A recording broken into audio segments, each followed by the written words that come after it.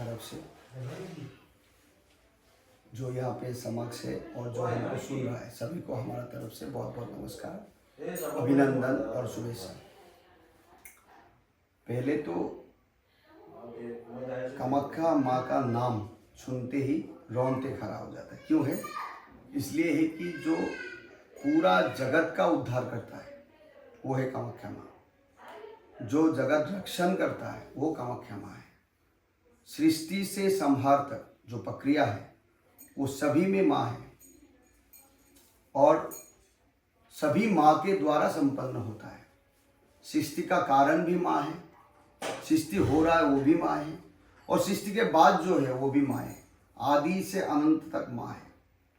माँ कैसे शक्ति इतना ऊर्जा पाते हैं और इतना ऊर्जा कैसे संसार कर सकता है, संसार करने का, शक्ति ऊर्जा पाने का, ये दोनों का स्रोत हम लोगों को कालिका पुराण के माध्यम से मिलता है, जो कि 10th सेंचुरी में इसको प्रकाशन किया था। कालिका पुराण का जो भी बातें हैं वो हम लोग को 7th सेंचुरी से 10th सेंचुरी के अंदर में मिलता है। और ये एक ऐसा शास्त्र है जो हम इसको कालिका पुराण को साक्षात भगवती मानते हैं, क्योंकि जो कामाख्या माँ का पीठ है और कामाख्या का जो क्षेत्र है और कामाख्या में जितना देव देवी है वो सबका उल्लेख कालिका पुराण में है। तो एक प्रकार की अमृत जो है होता है वो कालिका पुराण है। कालिका पुराण के वजह से हम लोग का परिचय है। आज जो हम लोग का यहाँ पे जन्म हुआ कामाख्या माँ का पीठ में, वो भी एक करोड़ों करोड़ों सौभाग्य के बाद, करोड़ों करोड़ों पुण्य के बाद हम लोग का यहाँ पे जन्म हुआ, ये हम मानते हैं। क्योंकि यहाँ पे जो भी होता है वो विशेष से विशेष होता है, जो कि देवता को भी दुर्लभ है। जो हम लोग को मिला ये देवता को भी दुर्लभ है। मतलब देवता भी, हम क्या, देवता भी माँ का शरण में आते हैं और माँ का सेवा में रहते हैं। तो ये जो जगह है ये दुर्लभ जगह है। कालिका पुराण में इस जगह को स्वर्ग माना गया है। स्वर्ग मतलब जहाँ पर आनंद होता है, जहाँ पर सुख समृद्धि होता है, जहाँ पर किसी भय नहीं होता है, किसी लज्जा नहीं होता है, किसी का निंदा नहीं होता है, वो है कामाख्या माँ। जो कि कामाख्या माँ का जो संरक्षण है वो भी बहुत विचित्र है, वो भी बहुत शक्ति के ऊपर शक्ति है। शक्ति सामर्थ्य का जगह भी कामाख्या माँ है, क्योंकि यहाँ से ऊर्जा मिलता है। और ये जो ऊर्जा का स्रोत है ये भी एक प्रकार की भाग्य का बात है, क्योंकि जो हम लोग को मिला, जो यहाँ पे जन्म हुआ, उसके बाद हमको कर्म करने का मौका मिला, सेवा करने का मौका मिला, वो भी एक स्रोत है, अमृत है। जो अमृत तत्व को जिसको मिला वो ही कामाख्या में जन्म ले सकता है। यहाँ तक कि नहीं कि जो कुत्ता भी एक जन्म लेते हैं कामाख्या में, वो भी एक प्रकार की सिद्धि लेके ही आते हैं। तो कामाख्या एक विचित्र जगह है। यहाँ का जितना भी बात कहेंगे, देखिए कामाख्या माँ का साधना, ये जन्म तो छोड़ दीजिए, करोड़ों करोड़ों जन्म से शायद हम लोग कामाख्या माँ का साधना कर रहा था, और इसीलिए कामाख्या माँ का पीठ में जन्म हुआ। अभी ये हो गया कामाख्या माँ का महत्व के बारे में, अस्तित्व के बारे में। अभी हम लोग थोड़ा कामाख्या माँ के बारे में जानते हैं, और ये पीठ का जो मंदिर है अभी स्थित है उसके बारे में थोड़ा जानते हैं।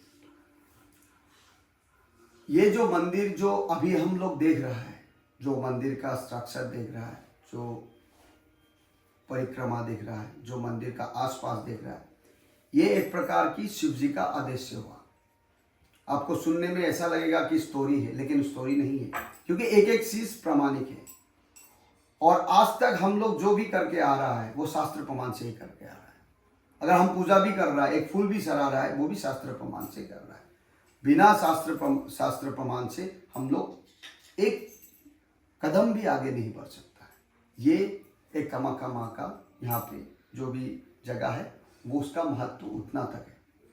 तो जो माँ का कामाख्या का स्ट्रक्चर है, जो मंदिर देखते हैं, जो ऊपर का घुमट देखते हैं, उसके नीचे में जो माँ का गर्भगृह है, वो गर्भगृह का जो संरचना है, जो गर्भगृह में मंदिर है अभी, वो बनाया था कामदेव और विश्वकर्मा ने। इसका एक स्टोरी है कामदेव जी का। यहाँ पे कामाख्या माई का भैरव है उमानंद, और उसको कहते हैं भस्माकुत, मतलब भस्मासल। उसमें यहाँ से थोड़ा सा दूर में है वो ब्रह्मपुत्र नद जो है, जो लोहित बोलता है, उसके बीच में स्थित है।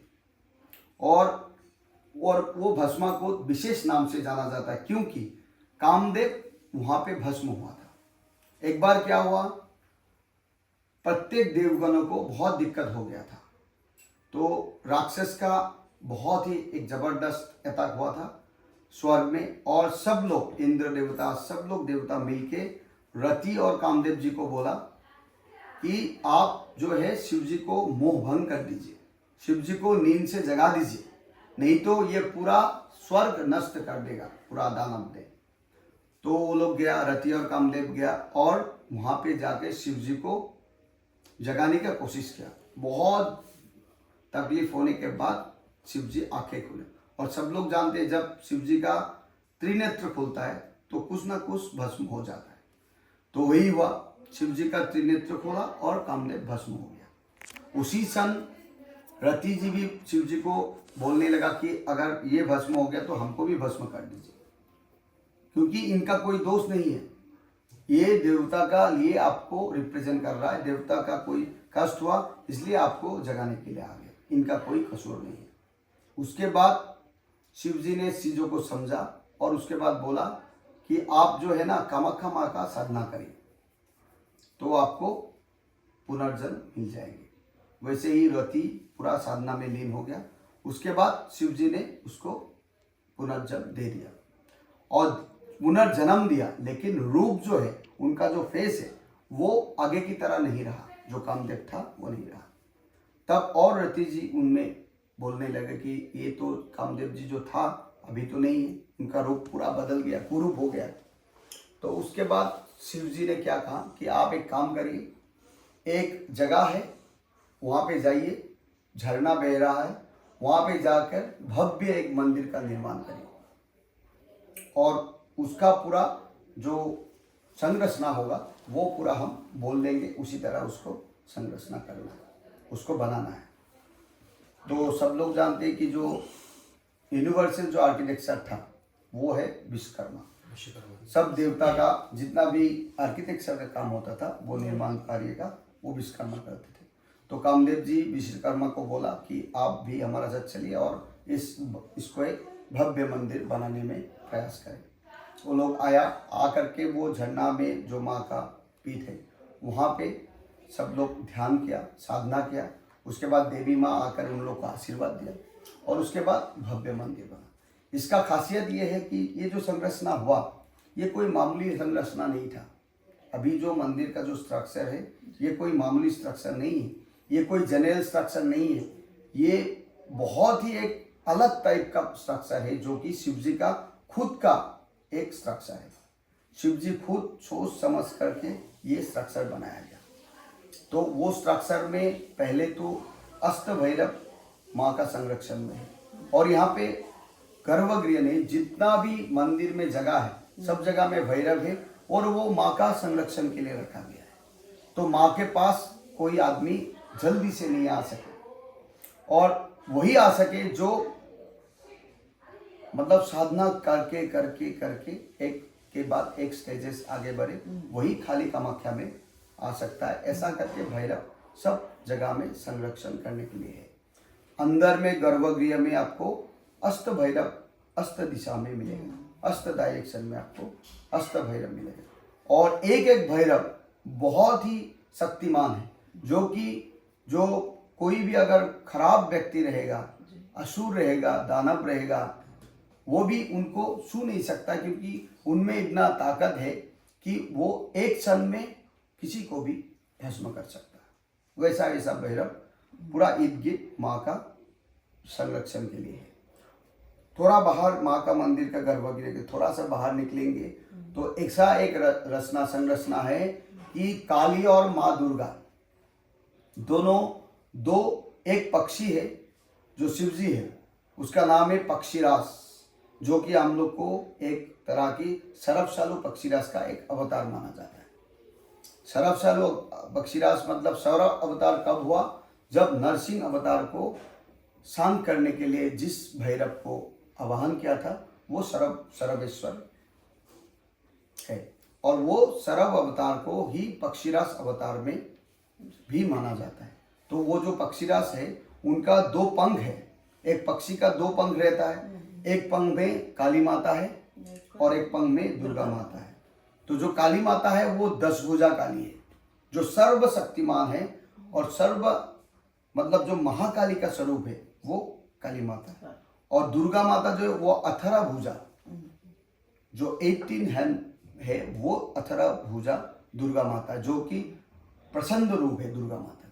तो दोनों जो रूप है वो दोनों रूप जो है सर्व पूरा ब्रह्मांड का जो शक्ति है वो उन दोनों में है। एक साइड में काली माता, एक साइड में दुर्गा माता। ठीक बाहर निकलेंगे जो नाग मंदिर बोलता है वहाँ पे माँ का आगे में जो द्वार है, द्वार के इधर और दायां साइड और बायां साइड में माँ दुर्गा और माँ काली है।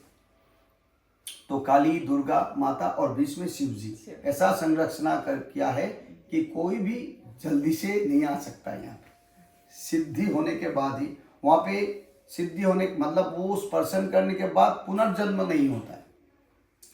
वैसा माँ का इतना कृपा है कि जो कोई भी जो सिद्ध पुरुष छू लेगा माँ का शरण छू लेंगे, स्पर्शन कर लेंगे, उनको पुनर्जन्म नहीं होता है।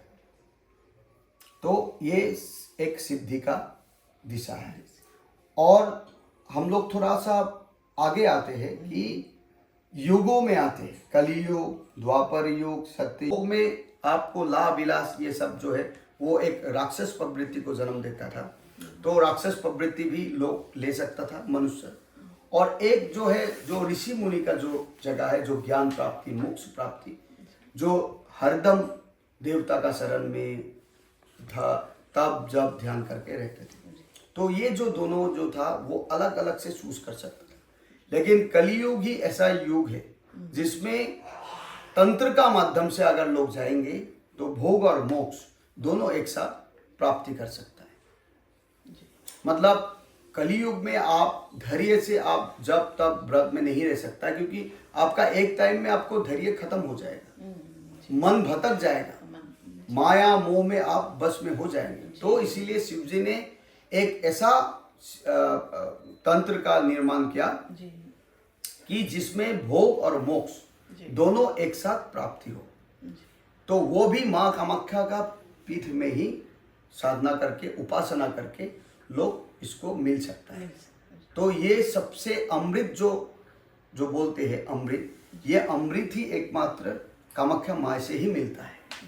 वो अमृत ऐसा है कि आप अपना जीवन में जो आनंद लेने का जो इच्छा है वो इच्छा पूर्ति भी होता है, और उसके साथ साथ आप भक्ति भी कर सकते हैं। भुक्ति और मुक्ति दोनों एक साथ होता है। इसमें एक बढ़िया एक वो है कि श्लोक में बोला गया है कि वामे चंद्रमुखी मुखे स मधुरम पात्रम कराम्भोरुहे मूर्धि श्री गुरुचिंतनम भगवते ध्यानस्पदं मानसे जिव्याहं जपसाधनम प्रणति कौलक्रमाभाषणम। और ऐसे करने से तत्क्षणात् भोक्तिं च मुक्तिं प्रदम। मतलब ऐसा करने से, जैसे बामे चंद्रमुखी, बायां साइड में शिव जी का शक्ति रहते हैं, शिव जी को अर्धनारीश्वर बोलते हैं, और बाम साइड में, बायां साइड में मतलब लेफ्ट साइड में शक्ति रहते हैं। इसलिए तंत्र में जो लेफ्ट हैंड पाथ बोलते हैं ना, इसी को लेकर के लेफ्ट हैंड पाथ का निर्माण किया गया। वामाचार जो आचार है वो वामाचार, क्योंकि शक्ति बायां साइड में रहती है। वामाचार इसलिए बोलते हैं कि बायां साइड में शक्ति रहते हैं, तो इसलिए वामाचार हो जाता है। और वामाचार का पद्धति मपंचक से पंचमकारों के साथ जो इसका जो पद्धति है, जो तंत्र में जो प्रयास करने का, जो तंत्र प्रैक्टिस करने का जो नियम है, जो संयम है, वो पंचमकार से किया जाता है। तो एक प्रकार की जो भुक्ति और मुक्ति लेने का जो पथ है, वो पथ ही ये वामाचार और पंचमकार से लिया जाता है। और ये निर्माण किया विशेष करके कलियुग के लिए, और वो भी कामाख्या पीठ में जल्द से जल्द आपको इसका उपासना करने से जल्द फल प्राप्ति होता है। तो माँ भुक्ति भी देते, मुक्ति भी देते, जो जैसा मनोकामना चाहता है वैसा माँ पूरा कर देता है। अभी जो मंदिर का जो जैसे एक स्टोरी ये भी है कि जो इक्वान पीठ का कैसे निर्माण हुआ। ये स्टोरी ऐसा है कि जैसे एक दक्ष प्रजापति, दक्ष मानसपुत्र, ब्रह्मा का मानसपुत्र दक्ष प्रजापति जी ने एक बहुत बड़ा एक यज्ञ का आयोजन किया था। उस टाइम में सभी देवता को बुलाया था, लेकिन शिव जी को नहीं बुलाया था। और जब शिव जी को नहीं बुलाया था तो बहुत ने प्रश्न किया कि आप शिव जी को क्यों नहीं बुलाते। तो दक्ष प्रजापति ने बोला कि उनको हम देवता नहीं मानते, क्योंकि वो हरदम भूत प्रेत पिशाच ये सब से वो सबके साथ रहता है, तो उनको हम देवता नहीं मानते और वो ऐसे लायक नहीं है जो यज्ञ में आना होगा। तो शिव जी को नहीं बुलाया। उसके बाद जब सती जी को ज्ञात हुआ कि हमारा पिताजी ने एक बहुत बड़ा यज्ञ का आयोजन किया है जो कि सभी देव देवता को बुलाया है, लेकिन हमको नहीं बुलाया और हमारा पतिदेव को नहीं बुलाया। तो इसमें से क्या हुआ, सती जी ने बोला कि ठीक है, नहीं बुलाया तब भी हम पिताजी का घर में जाएंगे, क्योंकि ये हमारा पिताजी का अपना घर है और हम जाएंगे। तो शिव जी ने बोला नहीं, आप मत जाइए, उसमें अनर्थ हो जाएगा, उसमें कुछ ऐसा हो जाएगा जो कि कोई ये पूरा धरती हिल जाएगा। लेकिन उसने नहीं सुना। सती जी ने बोला कि नहीं, हम जाएंगे, हमको रुकना असंभव है। उसके बाद शिव जी बोला नहीं, आप मत जाइए, ये बहुत दिक्कत होगा। तो उसके बाद जब ऐसा होते रहा तो उसके बाद क्या किया, सती जी ने 10 महाविद्या का 10 दिशा में अपना रूप को वर्णन किया, पूरा दिखा दिया। 10 दिशा में सती जी का 10 महाविद्या, जो महाकामाख्या का 10 महाविद्या है। और जिधर भी शिव जी जाए उधर में एक देवी आके खड़ा होता था। तो शिव जी को भय हो गया कि ऐसा होने से और धरती को दिक्कत हो जाएगा। तो शिव जी ने बोला ठीक है, आप शक्ति हो, आप सब कुछ ज्ञात हो, ठीक है, आपका जो मर्जी है वो करिए।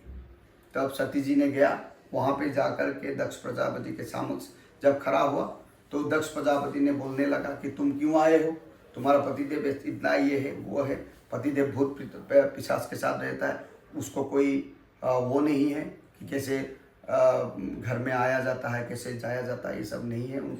तो उनको क्यों आया। तो जो सती जी ने शिव जी के बारे में जब ये सब सुना तो बहुत उनको इंशाल लगा कि हम ऐसा नहीं हो सकता, ऐसा शिव जी नहीं है, शिव जी बहुत ही अच्छा देवता है, आप ऐसा झूठ बोल रहे हैं। तो ऐसा करके करके जब उनको पूरा धैर्य खत्म हो गया तब सती जी ने उसमें वही यज्ञ में उनका आहुति दे डाला और सती जी ने पूरा देह को त्याग कर दिया। उसी समय शिव जी ने वीरभद्र को प्रकट किया। जब शिव जी को ये खबर मिला, कि सती जी का हो गया, देहांत हो गया, वो पूरा अग्नि में भस्म हो गया, तब उसने वीरभद्र को प्रकट कर लिया। और वीरभद्र जो होता है वो खाली सबको संहार करने के लिए आते हैं। तो वीरभद्र को जब प्रकट किया तो वीरभद्र ने सभी जो भी आ गया सभी को संहार करते करते चला जाता है। और उसके बाद जब शिव जी वहाँ पे जाते हैं तो शिव जी को देख करके सब लोग भाग जाते हैं, सब देवता भी भाग जाते हैं, सब लोग।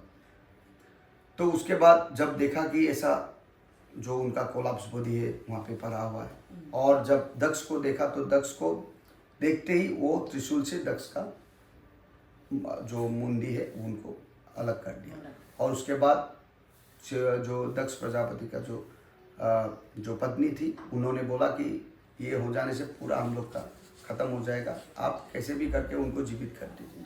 तो उसके बाद जो एक बकरा का, जहाँ वो बोले कि जो भी पहले जीव मिलता था वो जीव को काट करके उनको दक्ष प्रजापति के मुंडी में लगा। तो पहले बकरा मिला, तो बकरा होता है कि मतलब उनका ज्ञान नहीं है, अज्ञान है, पशु है। तो पशु का मतलब वो अज्ञानी का काम किया, इसलिए पशु का उनको सिर लगा के मतलब एक बंधन जैसा उनका जीवन में हो गया। और उसके बाद शिव जी ने वो कलाप्स बॉडी को, जो सती जी का देह था, उनको कंधे पे लेकर के पूरा ब्रह्मांड में पूरा विचरण करने लगा। और विचरण करते करते ऐसा हो गया कि पूरा ब्रह्मांड उथल पुथल होकर नष्ट होने के आया।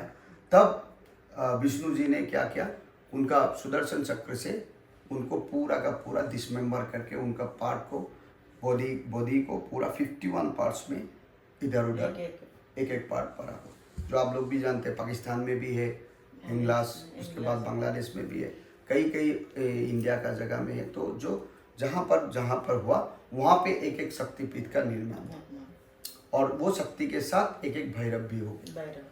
और जो मूल जो जहाँ से हम लोग जन्म लेता है मूल पीठ जो यहाँ पे नीलांचल पर्वत में पड़ गया, लेकिन जब वहाँ पे पीठ पड़ गया तो वो पूरा पाताल तक, क्योंकि इतना उसका वो था, शक्ति ऊर्जा था कि वो पूरा पाताल में चला गया।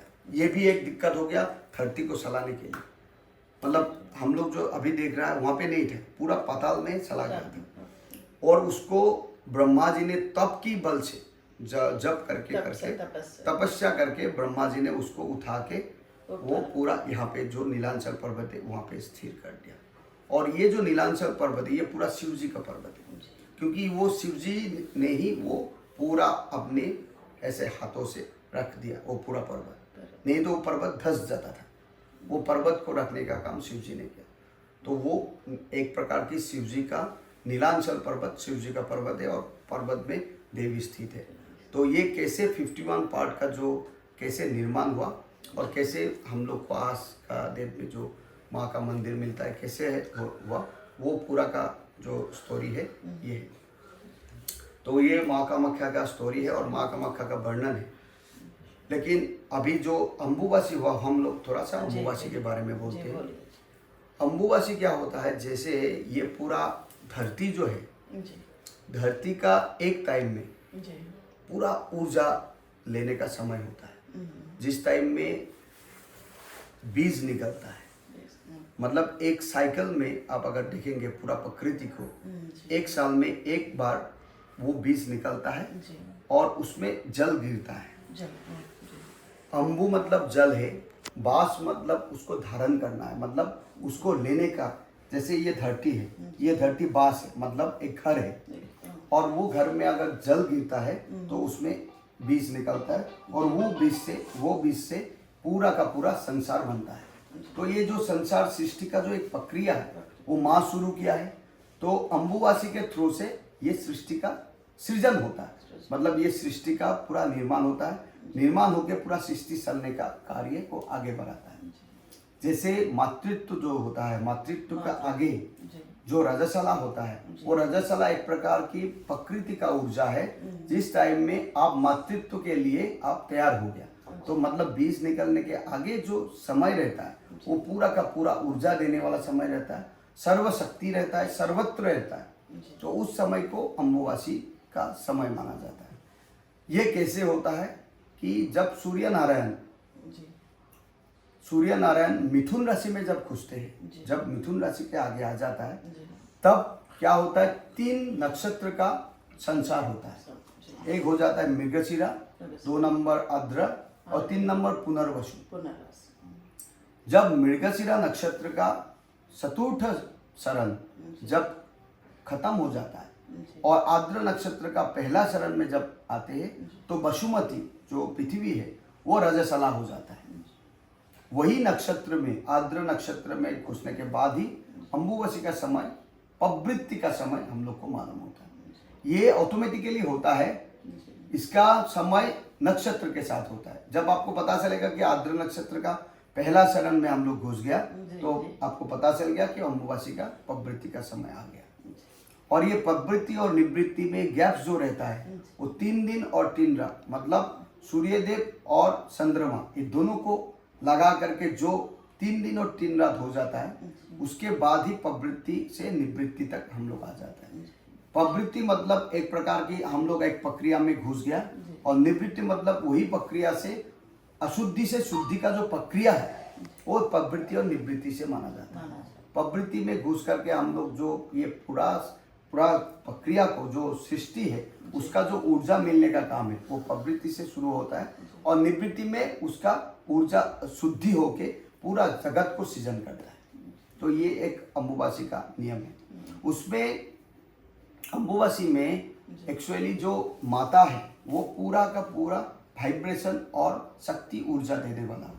तो इस समय में पूरा का पूरा ध्यान जो है वो माता में शरण में लगाना चाहिए, क्योंकि उस टाइम में इतना ऊर्जा निकलता है कि आप जो स्मरण करेंगे, जो मन से आप सोचेंगे और मन से फील करेंगे, उसी चीज़ को आपको ऑटोमेटिकली मिलेंगे।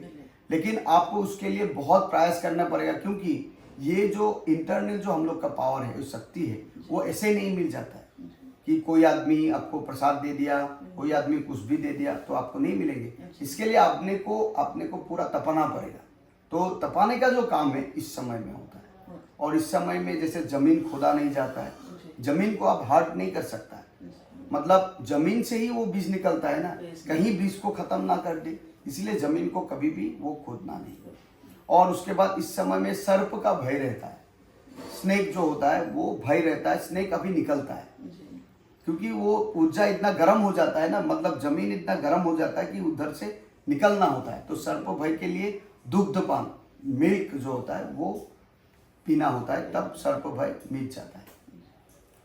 और ऐसा करके बहुत सारा नियम और संयम है जो अम्बुबासी में करना नहीं चाहिए, और बल्कि पूरा का पूरा जो साइलेंस है, अंदर का जो साइलेंस है, वो उसको कार्य सिद्धि में लगाना चाहिए। आपका जो अंदर में पावर है उसको कार्य सिद्धि में लगाना चाहिए।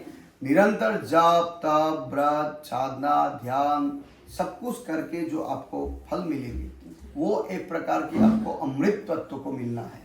जैसे हम लोग पहले एक बार बोला कि जो अमृत तत्व है, जो भोग और मोक्ष का देने वाले जो माता है, जो भोग और मोक्ष एक साथ में देते हैं, वो अम्बुबासी समय बहुत ही एक अच्छा समय है, जिसमें आप भोग और मोक्ष एक साथ में मिलने का जो कार्य इस समय में कर सकता है।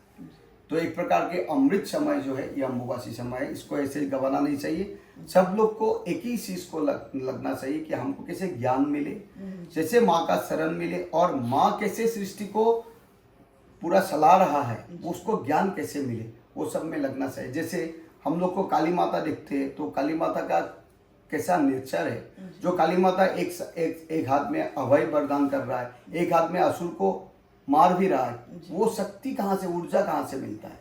मतलब जब शक्ति, जैसे दुर्गा माता जब महिषासुर को वध करने आया था, तब महिषासुर को बोले थे कि आप जितना आपको उछलना है उछल लीजिए, जितना हंसना है हंस लीजिए, जितना आपको जो कुछ भी करना कर लीजिए, लेकिन हम अभी मधु पी के आएंगे और आपका वध कर देंगे, एक क्षण में आपको वध कर देंगे। वो शक्ति कहाँ से मिलता है? जिस युद्ध में एक सिंह ने, पूरा जो माँ का सवारी है, सिंह है, लायन है, उन्होंने 1 मिनट में 1 लाख सैन्य का संहार कर देता है, 1 घंटा में 1 करोड़ आपको सैन्य का संहार। वो शक्ति कहाँ से मिलता है? वो सब शक्ति जानने के लिए आपको प्रयास करना पड़ेगा, आपको साधना करना पड़ेगा। जो ये सब जो देवी देवता है, ये एक नेचर, एक एक करके नेचर है, जो कि आपका बॉडी में भी एक नेचर है। तो इसलिए जो जिसका नेचर जैसा शक्ति ऊर्जा देता है, वैसा नेचर को पूजा करना चाहिए। जो भी अभी वो शक्ति क्यों दर्शाता है, जैसे काली माता शक्ति को 2 ही चीज है, एक प्रदर्शन करके दिखा सकता है आपको, और एक शक्ति को श्रवण कर सकता है। मतलब जो शक्ति को अगर आपको ऊर्जा लेना होगा तो आपको नेचर को देखना पड़ेगा कि नेचर कैसे इस शक्ति को चला रहा है। तो उसको प्रदर्शन करके, जैसे दुर्गा माता का जो शक्ति है वो प्रदर्शन करके लोगों को हेल्प मिलता है कि कैसे शक्ति का ऊर्जा संचार होता है। तो ये सब जो शक्तियाँ हैं, बहुत सारा शक्तियाँ हैं जो हम लोग का इर्द गिर्द घूम रहा है, लेकिन उसको समझना पड़ेगा, ज्ञान लेना पड़ेगा। ऐसे ही आपको सब कुछ नहीं मिल जाएंगे, इसके लिए बहुत ही उपासना करना पड़ेगा। और ऐसा नहीं कि आपको एक बात सीख लिया और आपको मिल गया, ये निरंतर, और ये जिंदगी नहीं, हम लोग को प्रयास करना चाहिए कि ये जिंदगी नहीं, क्योंकि ये मनुष्य जीवन बहुत दुर्लभ है। और मनुष्य जीवन में अगर हम लोग ये चीज को पा लिया, साधना कैसा करना है, माँ को उपासना कैसा करना है, माँ का शरण कैसे मिलता है, ये अगर मिल गया तो आप इसको ट्रांसफर करके नेक्स्ट जन्म में आप ले जा सकते हैं। और यही सबसे मुख्य हम लोग का उद्देश्य होना चाहिए, ना कि इस जन्म को हम ऐसे ही गवा दें। इस जन्म में भी हम लोग जो प्रयास करना चाहिए कि साधना ऐसा करना चाहिए कि यही कार्य हम लोग को नेक्स्ट लेवल तक भी ले जाए। तो सभी को प्रयास करना चाहिए, और सभी को हमारा तरफ से सभी को अभिनंदन और शुभेच्छा और बहुत बहुत महाराज जी, एक प्रश्न है इसमें कि इस पीठ को तंत्र पीठ के नाम से भी जाना जाता है, तो तंत्र के बारे में जो साधकों के बीच में जो भ्रांति है कि तंत्र जादू टोना होता है, या इसका एक मूल स्वरूप क्या है तंत्र का, जो कामाख्या पीठ में आने के बाद लोग जानने के लिए उत्सुक होते ही हैं। तो एक बार दिशा निर्देशन देने की कृपा करेंगे साधकों के लिए महाराज जी। जी जी, बहुत अच्छा प्रश्न है आपका, बहुत ही महत्वपूर्ण प्रश्न है, क्योंकि बहुत लोग इसमें भ्रमित हो जाता है। देखिए, जो तंत्र है वो प्योर है, तंत्र सर्वत्र है। हम लोग अभी जो काम कर रहा है वो भी तंत्र है, लेकिन उसको आपको देखना पड़ेगा कि आपको कैसे इसको करना है। सभी लोगों का अपना अपना स्टाइल है। जैसे आप जीवन को कैसे चला रहा है आपके ऊपर निर्भर है, क्योंकि आपको निजी जिंदगी है, पर्सनल है, तो आपको चला सकता है। जब आप समाज में आते हैं तो समाज में कोई कोई पद्धति रहता है। अपना घर में आपका जैसे चलता है कि आप क्या करें क्या ना करें, आप गार्जियन हो तो आपको ये सब आप खुद चलाते हो कि घर में क्या करना है, कौन सा राशन लेके आना है, कैसे पढ़ता है, क्या करता है वो।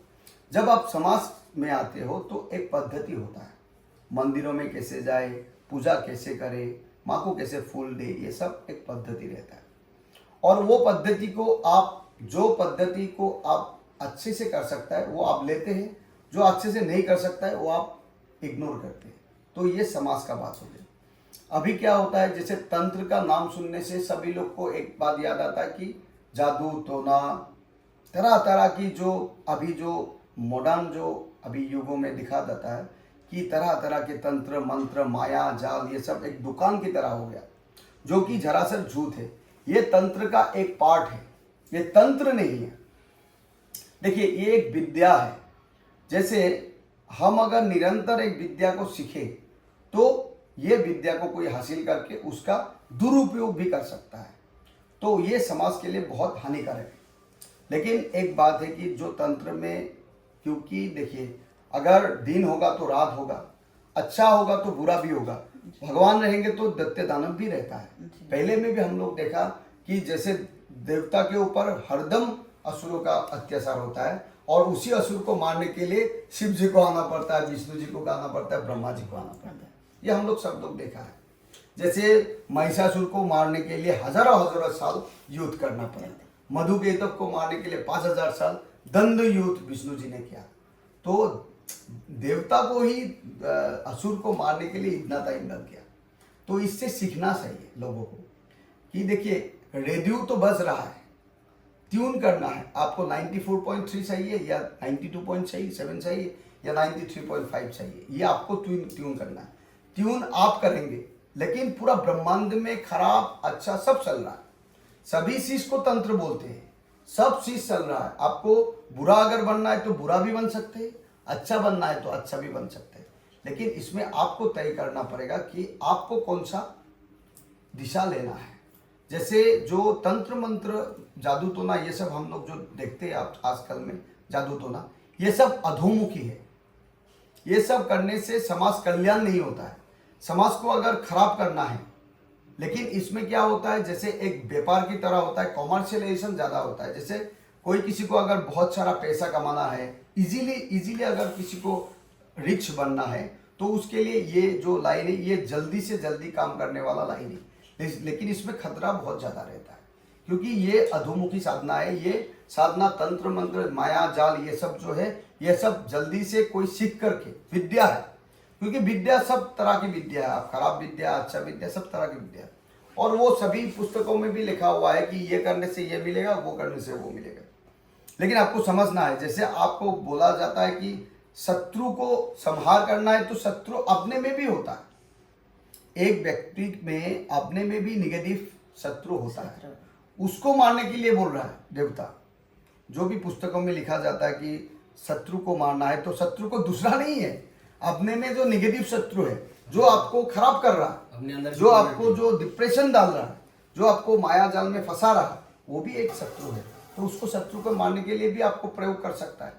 तो ऐसा करके, जैसे माया जाल, ये सब जो तंत्र मंत्र जादू टोना है, एक विद्या है, जो विद्या को हासिल करके समाज कल्याण नहीं होता, लेकिन समाज को नीचे ले जाता है। और जो यहाँ पे जो कामाख्या माँ में जो जो तंत्र का प्रैक्टिस होता है वो प्योर होता है, क्योंकि उसको खाली जगत कल्याण के लिए होता है। जो कृष्ण बताते हैं गीता में कि अगर जगत कल्याण के लिए आपको अधर्म भी करना पड़ा तो वो भी अधर्म धर्म है, क्योंकि आप जगत कल्याण में इसको चला रहे हो। भीष्म को भी वो श्री कृष्ण ने बोला था कि जब आपको प्रतिज्ञा के ऊपर इतना अहंकार आ गया कि प्रतिज्ञा ही आपका सब सर्वस्व है, तब आप समाज कल्याण कैसे करेंगे। तो भीष्म को भी ये उपदेश दिया था कि आप समाज कल्याण के लिए इसको यूज करिए, ना कि आपका अहंकार को इतना बढ़ावा दे दीजिए कि समाज कल्याण ही ना हो। तो श्री कृष्ण ने गीता में भी बोला गया था, जो गीता में वो बोल गया था वो उधर में भी सप्तशती में भी है। सप्तशती में भी 20 में है कि आपको जो कैसे उद्धार करना है, समाज को कैसे कल्याण करना है, वो सप्तशती में भी है। तो ये सब कृष्ण काली ये सब सभी एक ही चीज को बता रहा है कि समाज कल्याण के लिए जो भी कार्य आप करेंगे, जो भी आप तंत्र प्रैक्टिस करेंगे, अगर समाज कल्याण में आप देंगे तो वो तंत्र प्रैक्टिस आपको सर्वोत्तम माना जाएगा। प्योर तंत्र जो व्हाइट तंत्रिज्म बोलता है उसको माना जाएगा, और वही तंत्रिज्म कामाख्या में चलता है। तो कामाख्या से किसी का बुरा नहीं कर सकता है कोई। कामाख्या से किसी को अगर बुरा हो गया है उससे उद्धार कर सकता है। महाराज एक प्रश्न और है, ये तो आपने बहुत अच्छा बताया कि लोगों के अंदर जो तंत्र मंत्र के प्रति भ्रांतियाँ थी, लोग समझते थे कि तंत्र में गए तो ये जादू, ये टोना, ये सब एक लोगों के मन में बन चुका था। इसको आपने क्लियर किया कि ये शुद्ध प्योर तंत्र है कामाख्या में। महाराज जी एक और प्रश्न है कि जैसे आजकल देख रहे हैं कि मेडिटेशन या ध्यान योग, इसके प्रति लोगों का बहुत ज़्यादा एक आकर्षण भी है और लोग करते भी हैं ध्यान योग। और ये तंत्र योग जो आपने कामाख्या में बताया प्योर तंत्र, ये ध्यान योग और ये तंत्र, ये दोनों किस प्रकार से मतलब रिलेटेड हैं, और ध्यान योग के व्यक्ति भी, मेडिटेशन करने वाले लोग भी किस प्रकार से इस पीठ से लाभान्वित हो सकते हैं। महाराज जी देखिए ये भी बहुत अच्छा प्रश्न है। जब आप बोला कि ध्यान योग और तंत्र योग, आपने इसको डिफरेंशिएट किया मतलब एक एक करके बोला, लेकिन हम इसको अलग तरह से मानते हैं कि जो तंत्र होता है वो एक महासागर की तरह होता है, और इसमें जो ध्यान हो या कर्म योग या जितना भी योग है वो सभी को मिला करके तंत्र होता है। तंत्र अगर महासागर है तो ध्यान योग उसका एक ड्रॉप ऑफ वाटर है, वो एक बूंद है, एक पार्ट है। तो ध्यान योग कर्म, देखिए तंत्र जब आप प्रैक्टिस करते हैं सभी चीजों में आपको माहिर होना पड़ेगा। ऐसा नहीं कि आपने ध्यान योग करके ही सभी को, क्योंकि एक प्रैक्टिस जब करते हैं आप, अगर सर्वोत्तम बनना है, जब आपको उत्तम बनना है ना, तो सभी साइड से आपको प्रैक्टिस करना पड़ेगा, सभी साइड से आपको अच्छा बनने पड़ेगा। जैसे आयुर्वेद का भी ज्ञान होना पड़ेगा तंत्र में, योग का भी ज्ञान होना पड़ेगा, आपको जो पूजा पाठ का नियम संयम है उसको भी ज्ञान होना पड़ेगा। आप पूजा करने से नहीं होगा, भाव में भी आपको आना पड़ेगा। भावेना सर्वत्र पूजे, मानसिक पूजा भी आपको आना पड़ेगा।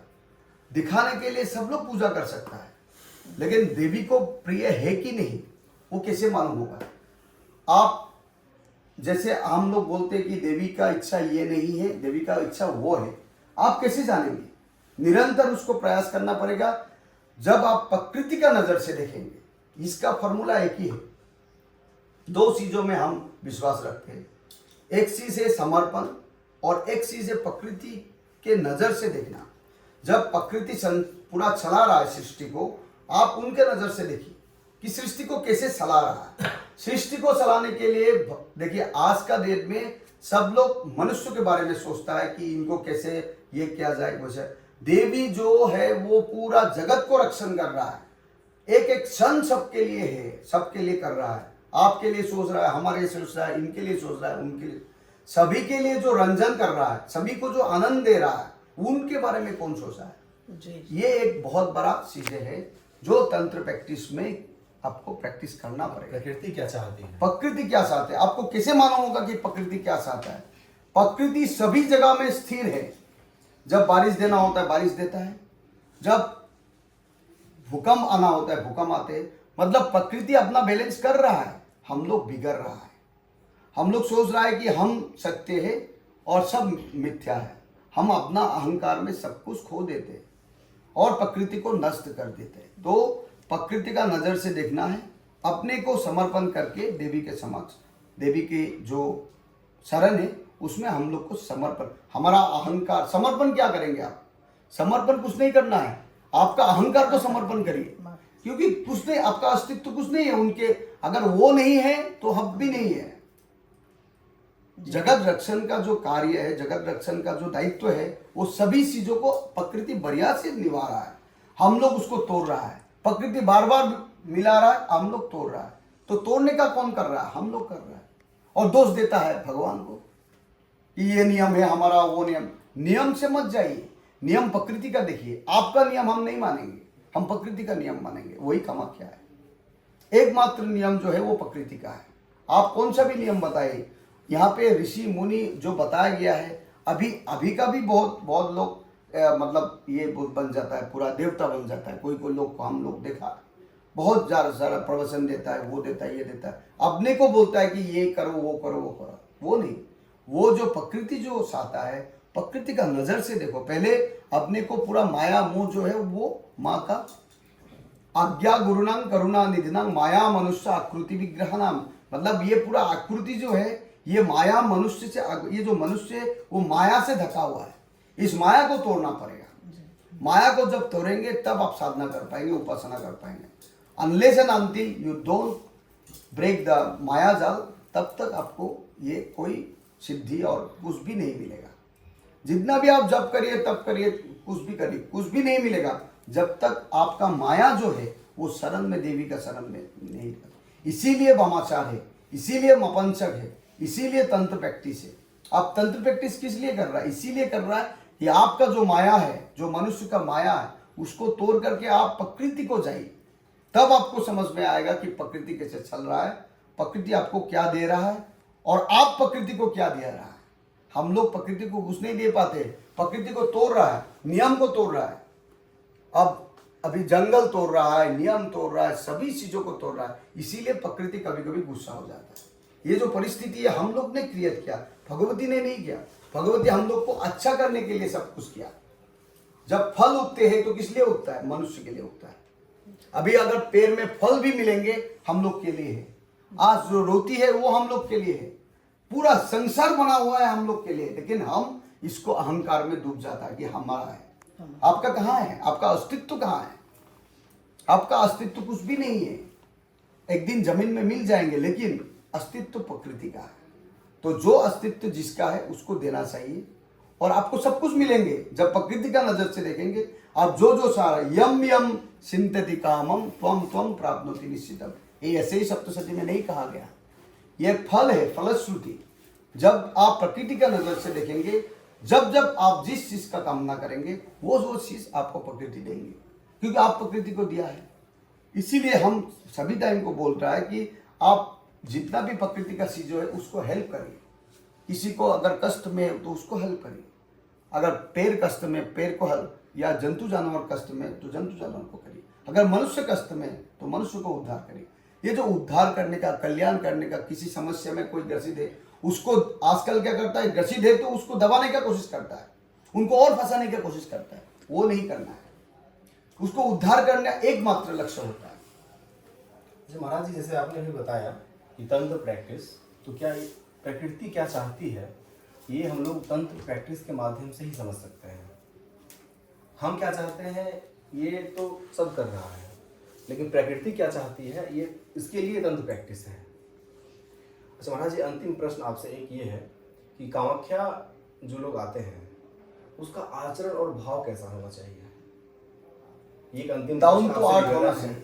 डाउन टू अर्थ मतलब आप अगर कामाख्या में आ रहे हैं तो बच्चा बनना पड़ेगा, वात्सल्य भाव को आपको जगाना पड़ेगा। एक बच्चा माँ को क्या चाहता है वो भाव अगर आ जाएंगे, वात्सल्य भाव, तब आप माँ से बातें भी कर सकता है। शिशुत्व, बच्चा की तरह, एक बच्चे की तरह सोचना पड़ेगा। देखिए, जिसमें बच्चा जो होता है वो एकदम ये चीज से, माया मोह से परे होता है। एक बच्चा होता है कि उनको आनंद में वो उनको जो चाहिए खाली मांगता है, लेकिन वो आनंद में कोई उसका कंडीशन नहीं रहता है। मतलब वो जो मांगते हैं तो उसमें भी एक मतलब एक भाव होता है कि उसको क्यों चाहिए, क्योंकि उसको आनंद लेना है। हम लोग भी तो प्रकृति का आनंद ले रहा है। वो भाव जो प्रकृति का आनंद लेने का जो भाव है वो बच्चे में होता है। बड़े में क्या होता है, एक कंडीशन रहता है, हम इसको ये देंगे लेकिन हमको भी ये चाहिए, तो बच्चे को वो नहीं रहता है। गिव एंड टेक हो गया। जो गिव एंड टेक पॉलिसी है कि मतलब हम दूध चलाएंगे तो हमको परीक्षा में पास करा दीजिए, हम नारियल चलाएंगे तो हमको अच्छा बीवी दीजिए, हमको ये चाहिए, गाड़ी चाहिए तो ये हम देंगे। मतलब एक गिव एंड टेक एक पॉलिसी हो गया, जिसमें हम लोग क्या किया, हम लोग अपना जो अहंकार है उसको पहले रखा, ईगो को पहले रखा। उसके बाद माँ से निरंतर हम लोग प्रयास किया कि ये चाहिए, वो चाहिए, ये। और देखिए माँ तो देता ही है। आप अगर जैसे बच्चा कुछ भी मांग लेता है तो माँ देता है, वो तो माँ देने के लिए ही है। मतलब पूरा देते हैं, प्रकृति पूरा गिव, मतलब पूरा आपको सर्वस्व दे रहा है, उसके बदले में आप उससे खींच रहा है, नहीं दे रहा है। तो एक बंधन होता है, बंधन से मुक्त होना है, बंधन से मुक्त होना है आपको। बंधन से देखिए, एक होता है पशु बंधन, जो वो अज्ञान से है, मतलब वो ज्ञान नहीं है उनका, वो भी बंधन है। लेकिन हमको ज्ञान होते हुए भी बंधन है। वो क्यों है, ज्ञान के आगे ये सब अहंकार, ईगो सब कुछ रहता है। तो उसको पहले मार के हम लोग को बच्चा बनना है। मतलब जो बच्चे भाभी अपने को ले आकर आना है, और वैसा ही अगर माँ कामाख्या के आएंगे और उस तरह से उपासना करेंगे तो बहुत लाभ होगा। लेकिन एक बात चीज़, एक बहुत ही इम्पोर्टेंट चीज़ है जो आदमी को हर टाइम कामाख्या में ये सोचना चाहिए या ये करना चाहिए। देखिए दर्शन जो है वो एक अद्भुत चीज़ें है।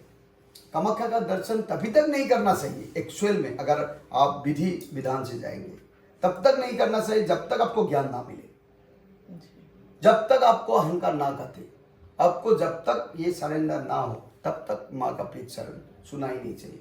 क्योंकि वो पूरा उसमें श्लोक में लिखा हुआ होता है कि तच्चात स्पर्शन मात्रेण पुनर्जन्म न विद्यते। यहाँ पे छू लिया तो पुनर्जन्म नहीं हो। तो पुनर्जन्म किसको नहीं होता है, जिसका पूरा का पूरा ज्ञान हो गया, जिसको और कुछ भी नहीं चाहिए। लेकिन आपको तो चाहिए, जिसको कुछ नहीं चाहिए, पूरा आनंद से भर गया, जिसका मन पूरा भर गया, उसको कुछ नहीं चाहिए, खाली शरण चाहिए, उसी को खाली माँ को दर्शन करना चाहिए। इसमें विधि विधान में वो शास्त्र प्रमाण है, कालिका पुराण में लिखा हुआ है। तो उस चीज़ों को थोड़ा सा आदमी को देखिए, अभी समय हो गया कि हम लोग को थोड़ा सा दिशा को जो है ना वो थोड़ा सा बदलना पड़ेगा, डाइवर्ट करना पड़ेगा। अभी तक हम लोग क्या सोच रहा है कि हमारा दर्शन हो, हम दर्शन करें, हम दर्शन करेंगे, माँ दर्शन देंगे आपको। अगर आप पक्का साधक हो, पक्का अगर उपासना करते हो, और अगर आपको पूरा का पूरा सरेंडर हो, तो आपको अच्छा करने के लिए माँ आ जाएंगे। क्योंकि माँ आता ही है बच्चे को बचाने के लिए, बच्चे को अच्छा मिलने के लिए माँ आते हैं। वैसा ही माँ कामाख्या है। तो वो आपको वो भाव अपने में डालना पड़ेगा और सरेंडर होना पड़ेगा। और जो सभी लोग जो है उसको फॉलो नहीं करना है, जो भीड़ है उसको फॉलो नहीं करना है, फिर से कुछ नहीं मिलने वाला है। आप भीड़ को खदोर के आप दर्शन करने आते हो, उससे फिर कुछ नहीं मिलेगा।